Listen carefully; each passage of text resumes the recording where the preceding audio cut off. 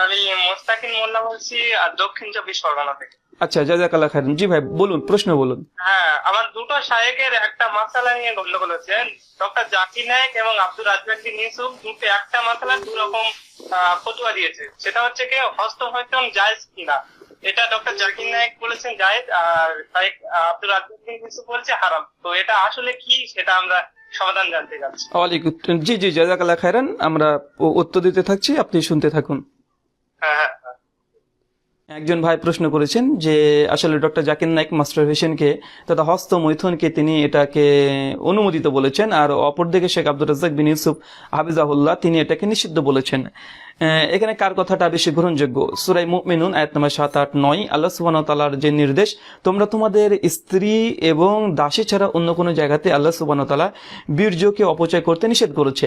এই কোরআনের আয়াত মানে দুটো আল্লাহ সুবহানাহু ওয়া তাআলা আপনাকে বলেছেন যে আপনি বীর্য নিক্ষেপ করতে পারেন, এক হচ্ছে দাসী, দুই হচ্ছে স্ত্রী। এ ব্যতীত অন্য কোনো জায়গাতে বীর্য নিক্ষেপ করা এটা গুনাহের কাজ। এটা কোরআনের একটা আয়াত স্পষ্ট। আর সায়েন্টিফিক ভাবে, বৈজ্ঞানিক ভাবেও যে আপনার বিশেষ করে মাস্টারবেশনে অনেক ক্ষতিকর দিক আছে, এবং বিশেষ করে জমহুর ওলামারা, অধিকাংশ ওলামারা তারা একথা বলেছেন যে মাস্টারবেশন করা তথা হস্তমৈথুন করা এটা নিষিদ্ধ।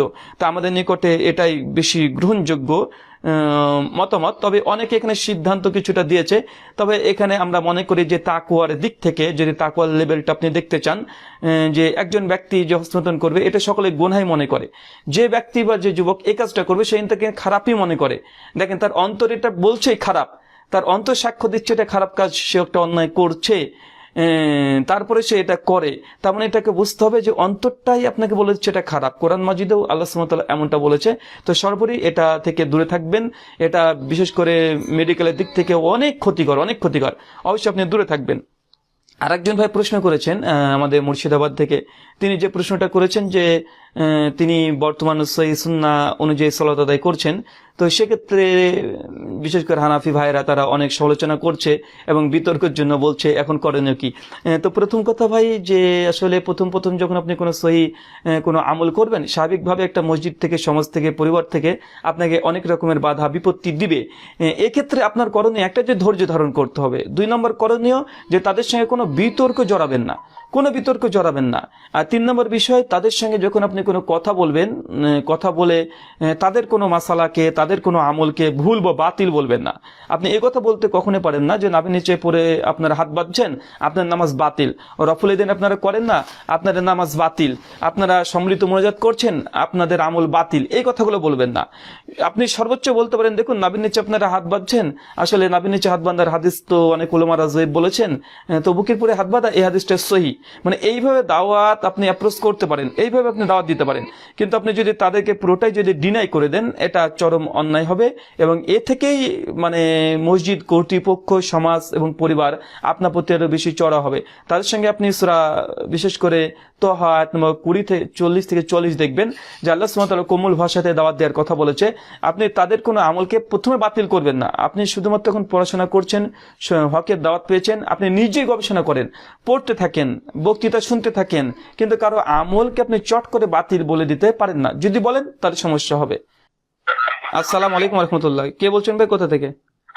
আসসালামু আলাইকুম, গৌরবপুর সোলডাঙ্গা থেকে বলছি। আচ্ছা আচ্ছা, জি জাযাকাল্লাহ, বলুন ভাই। বলছি যে ফিতরা কখন ফরজ হয়? ফিতরা কখন, সময় জানতে চাইছেন না কি জানতে চাইছেন? সময় জানতে চাচ্ছি বলতে গেলে ধরেন ঈদের দিন আগের, মানে ঈদের দিন আগে একটা বাচ্চা প্রসব হলো, তার উপর ফিতরা কখন মানে ফরজ হয়? আচ্ছা আচ্ছা আচ্ছা আচ্ছা, ঠিক আছে ভাই, ঠিক আছে, জাযাকাল্লাহ খাইরান। একটা আসসালামু আলাইকুম, কে বলছেন, কোথা থেকে ভাই? জি আমি ফুলচাঁদ বলছি। জি বলুন। ওই করোনা ভাইরাস যে ছোঁয়াচে রোগ না, কিংবা হাদিসে কোরআনের ছোঁয়াচে রোগ বলে কিছু নাই, এটা একটু রেফারেন্সটা চাইছিলাম মনে হচ্ছে।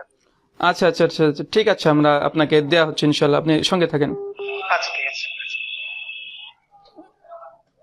জি, সুপ্রিয় শ্রোতা মণ্ডল, আমরা এখানে কিছু প্রশ্ন নিয়ে নিয়েছি, এর মধ্যে আমরা কিছু প্রশ্নের উত্তর আমরা দেব। প্রথম কথা হচ্ছে যে ভাই প্রশ্ন করেছেন যে 20টা রোজার পর থেকেই মসজিদের মধ্যে বিভিন্ন ইফতারি দেওয়া হচ্ছে, এটার বৈধতা আছে কি নেই। প্রথম কথা হচ্ছে মানুষকে ইফতারি খাওয়ানো সনদ ইবনে মাজার হাদিসে আছে যে কোনো ব্যক্তি যদি কাউকে যদি ইফতারি করায় তাহলে সেই রোজাদারের সমান ইফতারকারী ব্যক্তি সে নাকি পেয়ে যায়। এই হাদিসের আলোকে জমহুর মুহাদ্দিসগণ সকলে বলছেন যে না, ইফতার করানো এটা পুণ্যের কাজ, এটা উত্তম কাজ। এটা চাই জামাতবদ্ধভাবে যদি বেশি নেকি পেতে চান তার জন্য আপনি 50 জনকে একসঙ্গে জামাত করে খাওয়া দিবেন, কোনো সমস্যা নেই, এটা বৈধতা আছে। আচ্ছা, আমাদের এই প্রশ্নটা আরেকটা প্রশ্ন নিয়ে নিই। আসসালামু আলাইকুম রহমতুল্লাহ। ওয়ালাইকুম আসসালাম। জি জি জি, আমি বীরভূম ডিস্ট্রিক্ট থেকে বলছি, কোরবান আলী বলছি। জি জি জি যে আমার একটা প্রশ্ন হচ্ছে যে কোন স্বামী স্ত্রী একই সময়ের মধ্যে 3 তালাক দিয়েছি বলে তো বলে, তো সেটা কি 3 তালাক হয়ে যাবে না তার পয়সাটা কিরকম থাকবে? আচ্ছা আচ্ছা আচ্ছা আচ্ছা ভাই, আমি আপনাকে এখানে বলি, বিশেষ করে মনে রাখবেন যে আপনার এই তালাকের মশালাগুলো, জমি বন্টনের মশালাগুলো, এগুলো প্রশ্নের মাধ্যমে এগুলো সলভ করা সম্ভব নয়। এগুলোর জন্য স্থানীয় যেসব বিজ্ঞ ওলেমারা আছে তাদের কাছে যেতে হবে। যাওয়ার পরেই আপনাকে এই বিষয়ের উপরে ডিটেলস আলোচনা করতে হবে, তাদের কাছে গিয়ে বলতে হবে, তারপরে তাদের যে সিদ্ধান্ত সেই সিদ্ধান্তকে গ্রহণ করতে হবে। আপনি হঠাৎই কোনো প্রশ্ন করে দিলেন, এই প্রশ্নের উত্তরে আমরা সরাসরি যদি আলোচনা করি এখানে সমাধান পাওয়া সম্ভব নয়।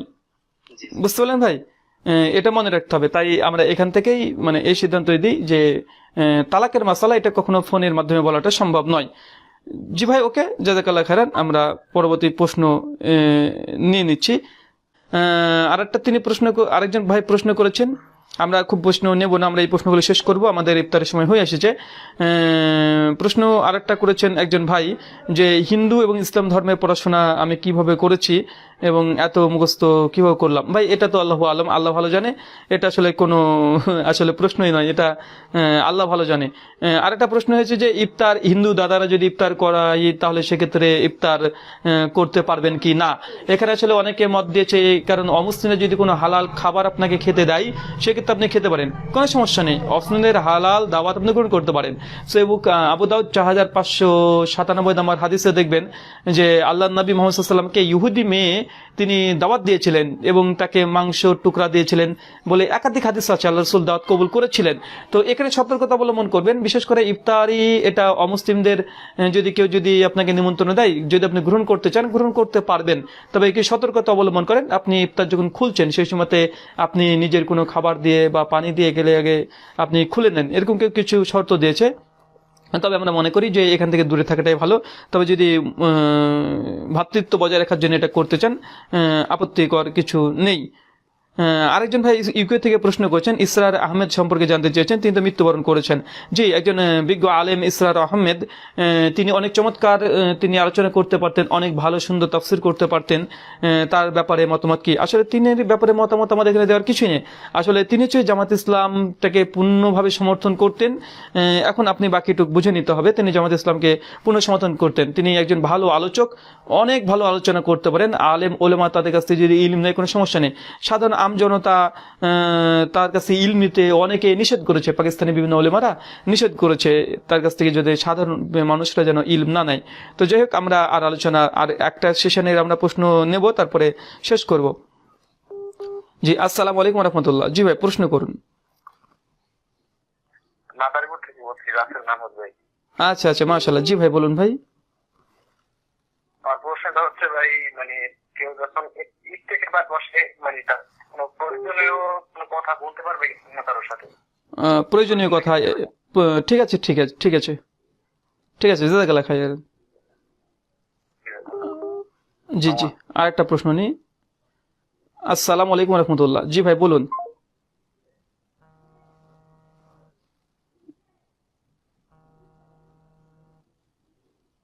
আসসালামু আলাইকুম রহমতুল্লাহ। ওয়ালাইকুম আসসালাম রহমতুল্লাহ। কে বলছেন ভাই, কোথা থেকে? আমি মুর্শিদাবাদ থেকে বলছি। জি বলুন। আমার একটা কোশ্চেন আছে যে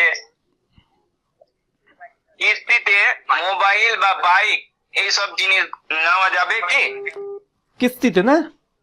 কিস্তিতে, হ্যাঁ অবশ্যই। আচ্ছা আচ্ছা, ঠিক আছে ঠিক আছে, আপনার প্রশ্ন আমরা নিয়েছি। জি জি জি জি জি রাহুলকে করছি। জি জি ঠিক আছে, জাযাকাল্লাহ খাইরান।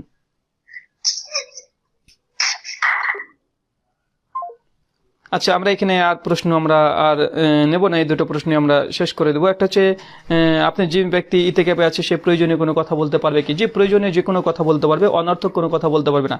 জরুরত যদি খুব বেশি হয় তবে আপনি কথা বলবেন, কোনো দুনিয়াবি কোনো কথা বলা থেকে দূরে থাকবেন। দিনী বিষয়ে কথা বলতে চাইলে কথা বলতে পারেন। এই ব্যাপারে সূরা বাকারা আয়াত নাম্বার 183, 84, 85 এই আয়াতগুলোর আপনি তাফসীর ইবনে কাসির দেখবেন, বিস্তারিত আলোচনা করা হয়েছে যে কোন কোন কথাগুলো আপনি বলতে পারেন, কি কি শর্তগুলো আছে। আসাদুল্লাহ গালিব স্যার একটা বই আছে সিয়াম প্রসঙ্গে, রিসেন্ট বের হয়েছে গত বছরে, ওই বইটা আপনারা পড়ে আপনারা উপকার নিতে পারেন। ওই বইটা তো আছে। দুই নম্বর, কিস্তিতে বাইক নেওয়া যাবে কি যাবে না, এখানে ওলামাদের মধ্যে ইখতিলাফ মতনৈক্য ঘটেছে। তো অধিকাংশ ওলামারা বলছে যে কেউ যদি কিস্তি ব্যবহার করে প্রয়োজনীয় জিনিস, তাহলে সে কিস্তিতে নিতে পারে, তেমন সমস্যা নেই। তবে অনেক শর্ত লাগেছে এটা, যে জিনিসটা আপনার প্রয়োজন, খুবই গুরুত্বপূর্ণ প্রয়োজন, এই জন্য আপনি কিস্তিতে নিতে পারেন, ইনস্টলমেন্টে নিতে পারেন, সমস্যা নেই।